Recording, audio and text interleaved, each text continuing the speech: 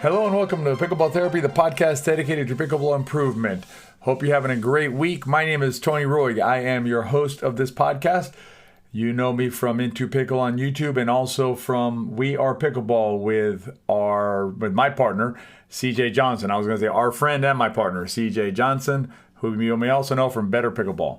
In this week's podcast, we're going to cover two subjects. We're going to cover first, we're going to talk about the one shot that you absolutely must have in order to be a good pickleball player, in order to play your best pickleball, I should say.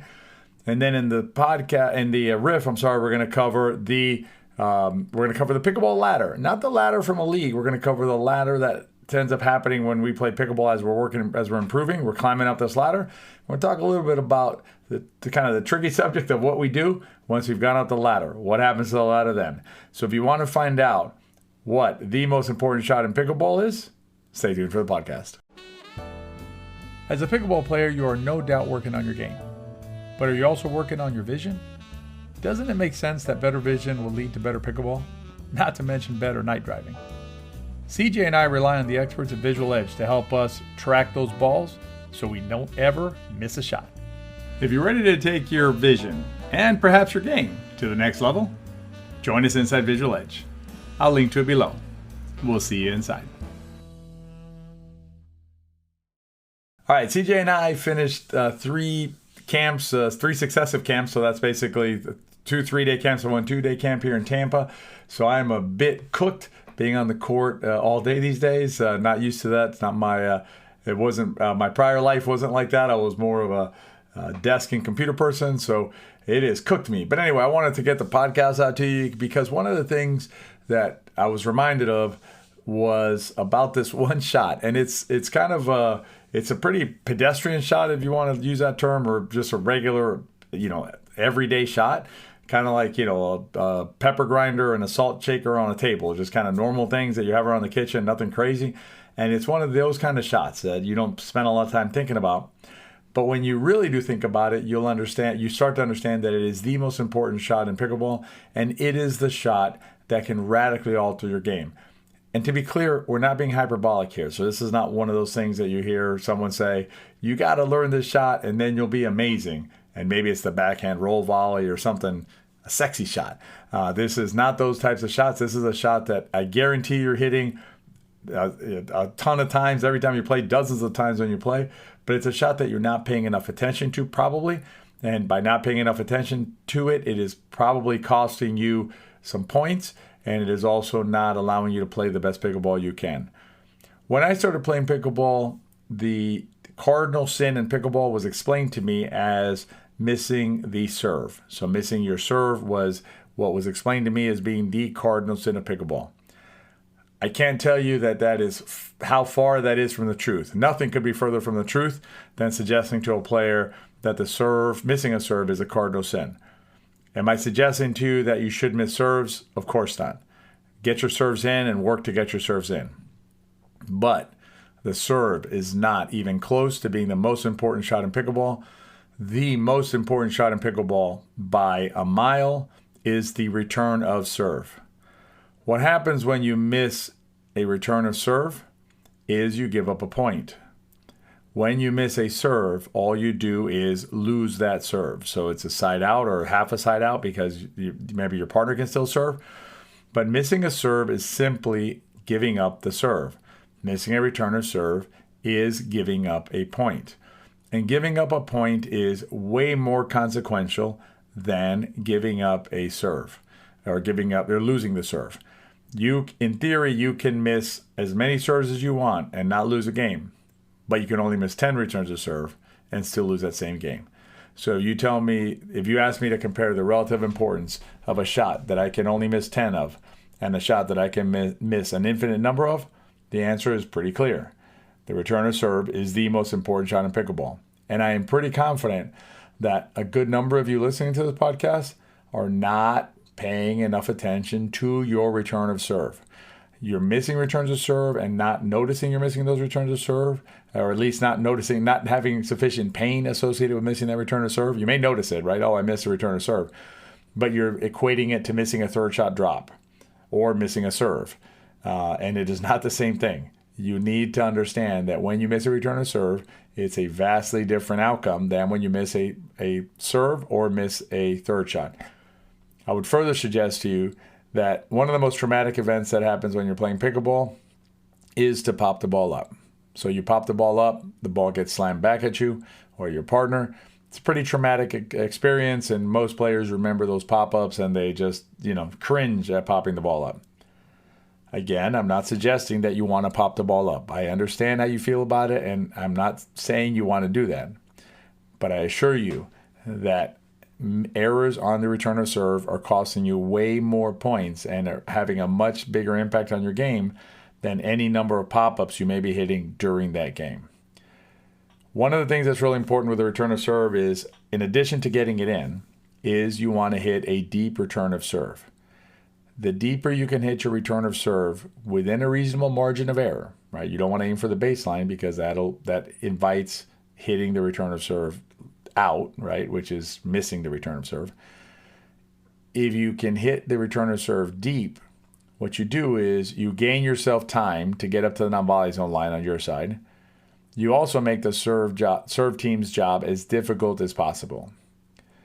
So what you want to do is, if you're having any issue with your return of serve, you want to make sure to work on it. And what you want to do is the target you're aiming for is on the center line. So that line that divides the two service boxes, you're going to aim to hit that line approximately 4 feet from the baseline. So about 4 foot in, hit that line. That's your target. Now, unless you're a machine, you're probably not going to hit that spot. You're going to be hitting your returns of serve around that spot. What you want to do is, every time you go back to return serve, acquire that spot. Go back to hit the return of serve, acquire your spot, and then extend your paddle towards that spot and try and get that return of serve deep. Let's talk a little bit about why we want to hit the ball there, or why there's an advantage to that spot. Number one is it removes angles. We don't have time to get into all the angles in this podcast. We'd be here for a couple hours, or not that long, but we'd be here for a while. But it reduces angles that the serve team can attack. Second, it is very safe. You have a 4 foot margin from the baseline, and you have 10 feet from either sideline. You're still going to miss returns of serve. You're still going to hit returns of serve long, and you're still going to hit returns of serve wide. But by aiming at this target, you're going to reduce the chances of doing that. If you become proficient on the return of serve at 4 foot from the baseline, and you want to squeeze that a little bit to 3 foot or 2 foot, fine, knock yourself out. We do not recommend going closer than 2 feet, 1 foot baseline. Probably not a good target because you invite errors there.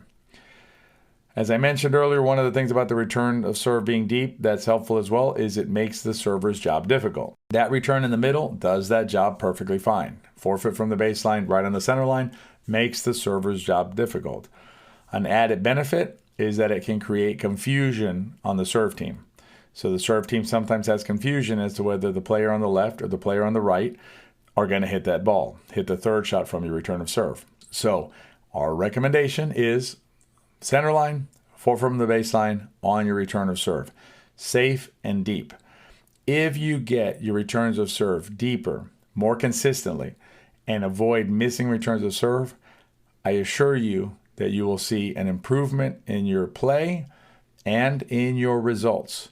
One of our campers mentioned, because we've been working at that during camp, and by the way, if you like this kind of content, if you like this way of thinking about the game and you want to improve, you're ready to really take that, you're ready to jump in the deep end of the pool and get out there and learn as much as you can about this game, I can't recommend our camps enough to you.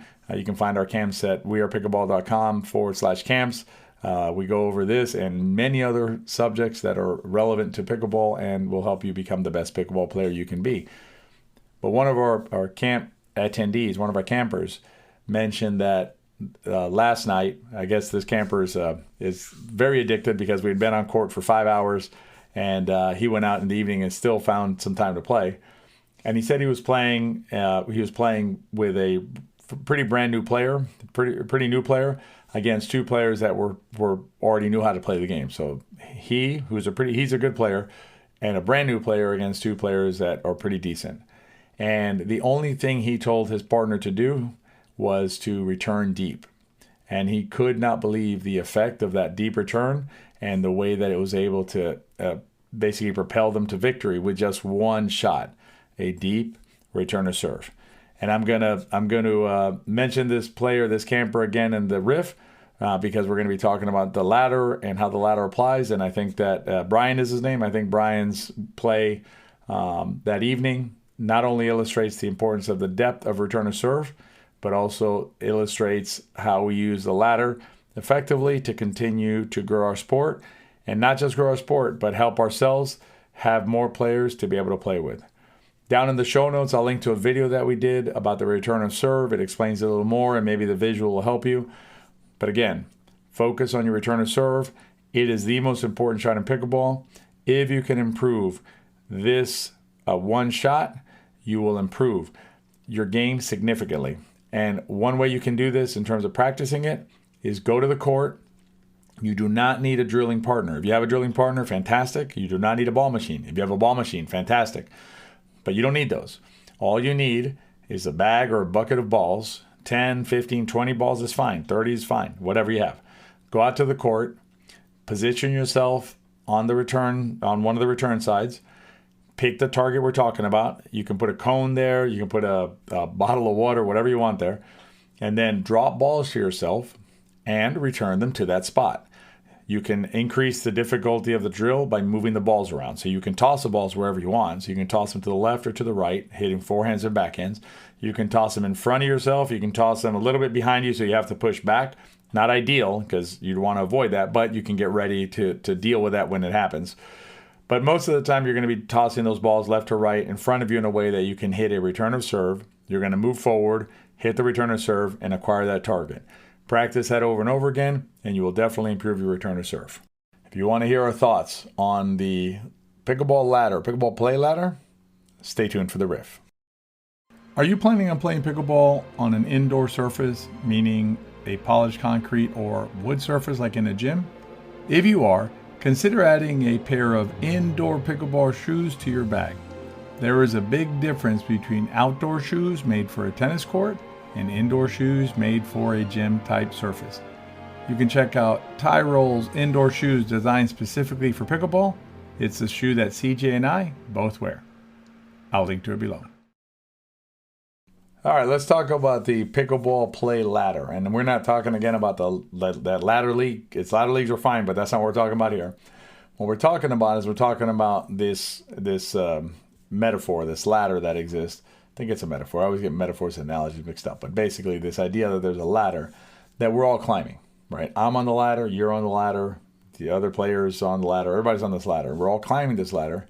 The ladder has no end to it, but we just keep on climbing, try and get higher and higher on this ladder, trying to improve ourselves as pickleball players. And what ends up happening is, as we move up the ladder, sometimes we forget about the players who are behind us on the ladder or underneath us on the ladder, and we forget to continue to let those players improve. And sometimes we even pull the ladder up, right? And basically say, well, I've climbed up to this level, and so I'm going to pull the ladder up, and because I'm not interested in anybody below me. I'm going to share a personal story, and then I'll share Brian's story, or what Brian did, and how I think that's the right way of doing things. And then I'm going to share with you something that hopefully will help you with your thought process on it, because I don't view this way, but you can view this as just selfishly for yourself as to how you should deal with the ladder. So my personal story is when I first started playing pickleball, I didn't know what was going on out there. I was a pretty decent tennis player. I was a 4.5 tennis player. I played a lot of league and was reasonably successful as a tennis player.